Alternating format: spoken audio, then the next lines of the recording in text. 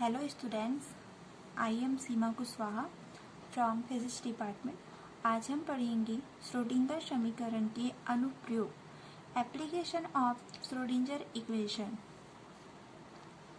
तो इसमें हम मुक्त कण के लिए श्रोडिंगर समीकरण का हल निकालेंगे। Solution of Schrodinger equation for a free particle.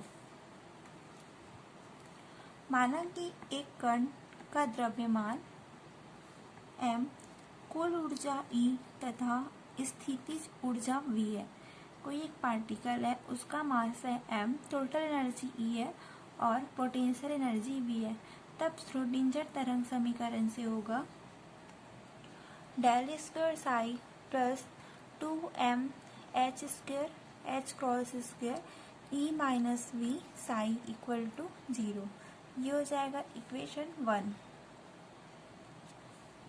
मुक्त कण के लिए होता है V इक्वल टू 0, क्योंकि यह स्थिति क्षेत्र में कहीं भी हो सकता है तथा स्थितिज ऊर्जा स्थिति का फलन नहीं है।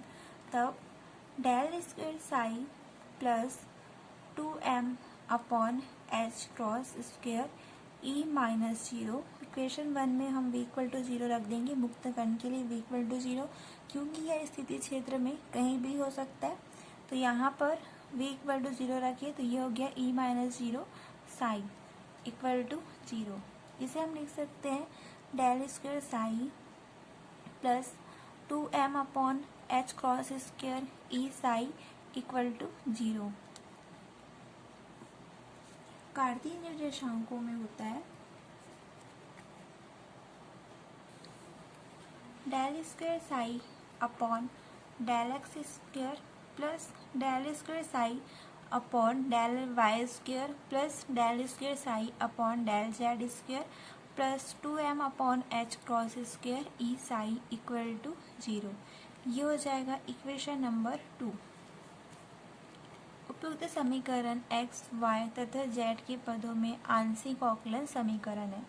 जो समीकरण 2 है वो x, y तथा z के पदों में आंशिक अवकल समीकरण है, अतः चरों के पृथक्करण विधि से हल किया जा सकता है। माना उपयुक्त समीकरण का हल निम्न है। Psi x y z equal to x x y y z z। यह हो जाएगा इक्वेशन 3, जहाँ x x केवल x का फलन, y y केवल y का फलन और z z केवल z का फलन है। समीकरण 2 में हम साई का मान रखेंगे, तो x x y y z z से भाग देने पर समीकरण 2 पे साई की वैल्यू रखने पर यह हो जाएगा 1 upon X del square X X upon del X square plus 1 upon Y del square Y Y upon del Y square plus 1 upon Z square del square Z Z upon del Z square plus 2m h cross square E equal to 0। इसे solve करेंगे, इस term को इधर ले जाएंगे, तो ये हो जाएगा 1 upon X del square X X upon del X square equal to minus 1 upon Y. इधर जाएगा तो माइनस हो जाएगा, तो minus 1 upon Y del square Y Y upon del Y square minus 1 upon Z del square Z minus 2m upon h cross square E। ये हो जाएगा equation number 4। समीकरण 4 में बाईं ओर की राशि x का फलन है, जबकि दाईं ओर की राशि है वो y तथा z का फलन है। प्रत्येक ओर की राशि नियतांक k1 के बराबर होगा।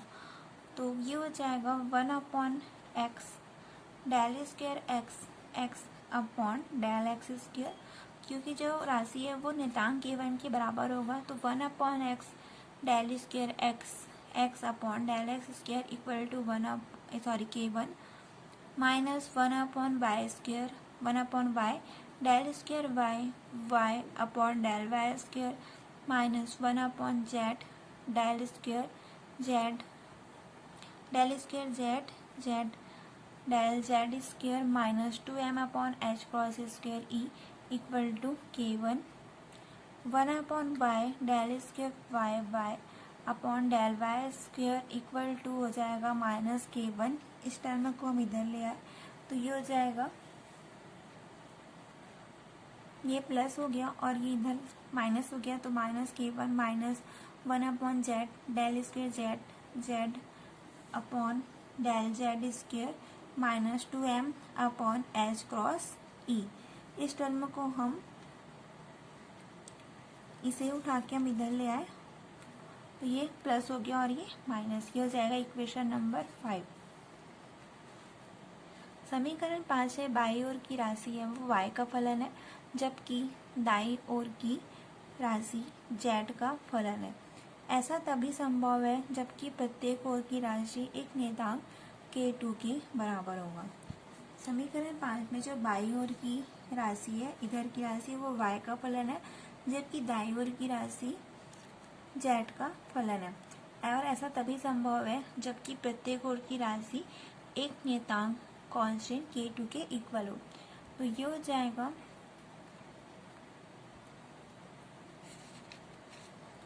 1 upon Y del square Y Y upon del Y square equal to k2 equation 6 minus k1 minus 1 upon Z del square Z Z upon del Z square minus 2me upon H cross square equal to k2। तो 1 upon Z del square Z Z upon del Z square equal to minus k1 minus k2 minus 2me upon H cross square, इसे मान लेंगे k3।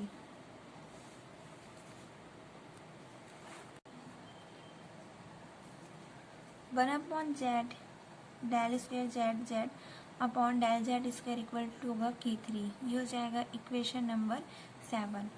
k1 plus k2 plus k3 equal to होगा minus 2me upon H cross square.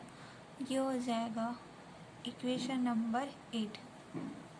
गणितीय सुविधा के लिए माना कि k1 इक्वल टू होगा minus 2m H cross square ex comma k2 equal to minus 2m H cross square ey तथा k3 equal to होगा minus 2m upon H cross square ez।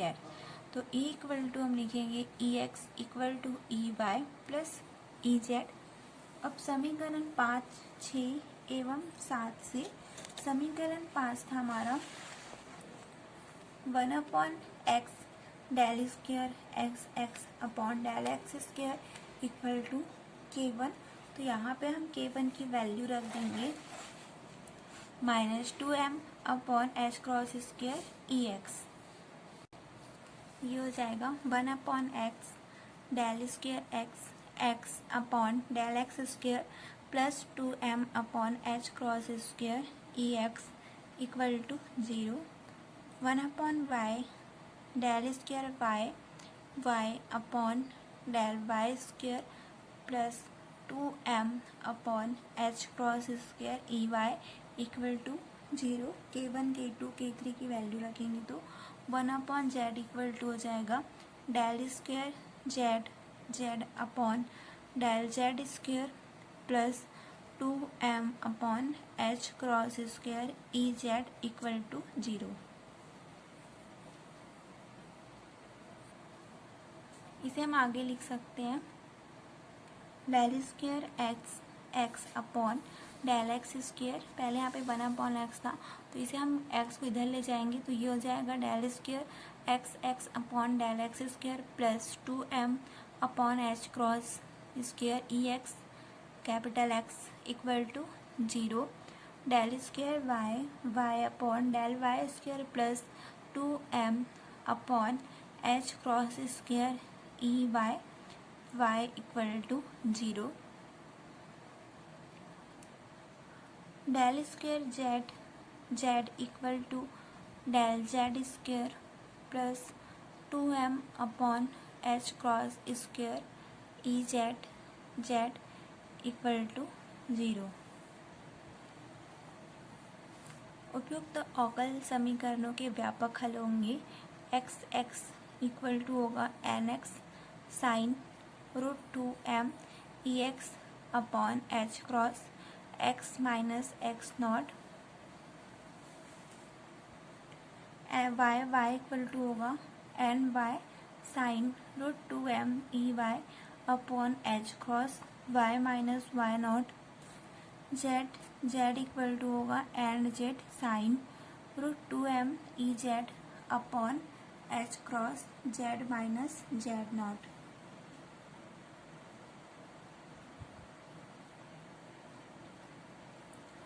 जहाँ पर n x n y n z x naught comma y naught तथा z naught स्वैच्छिक नियतांक है, चूँकि ऊर्जा के वास्तविक मानों के लिए ज्या फलन साइन फंक्शन सदैव एकल मान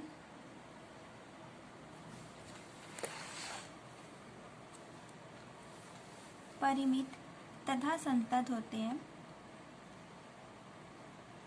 साई के परिमित मानों के लिए ई का मान जो होगा वो होगा धनात्मक, अतः मुक्त कण का आइगेन फलन साई इक्वल टू होगा X X Y Y Z Z.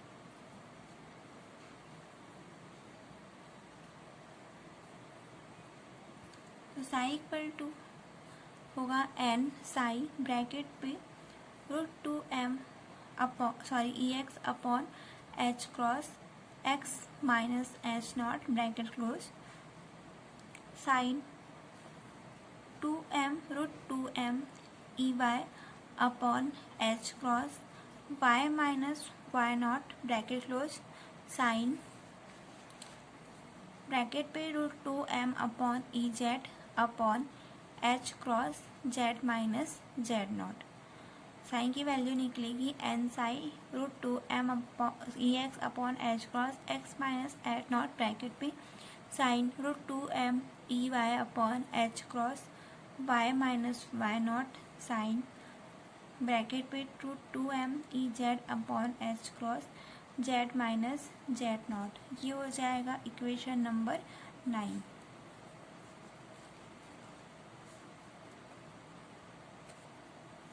जहाँ n इक्वल टू है n x n y n z सामान्यीकरण नियतांक है, तो मुक्त कण की आइगेन ऊर्जा होगी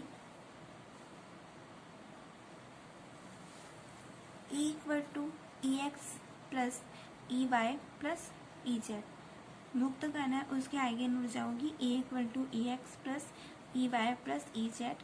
तो E इक्वल टू हो जाएगा minus h cross square upon 2m k1 plus k2 plus k3।